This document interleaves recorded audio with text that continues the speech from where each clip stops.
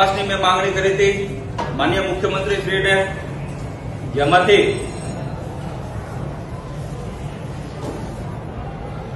મુખ્ય સચિવ રોડ અને મકાનના માનનીય એ.કે. પટેલ સાહેબ દ્વારા 9 જેટલા આપ જોઈ શકો છો રોડોના તપાસના હુકમો કર્યા હતા, જેમાં બોટાદથી બદલાનો રોડ હોય, બોટાદથી રંગપરનો રોડ હોય, બોટાદથી કચ્છનો રોડ હોય, બોટાદ ધંધુકા બરવારાનો રોડ હોય, બોટાદ તુરખાનો રોડ હોય,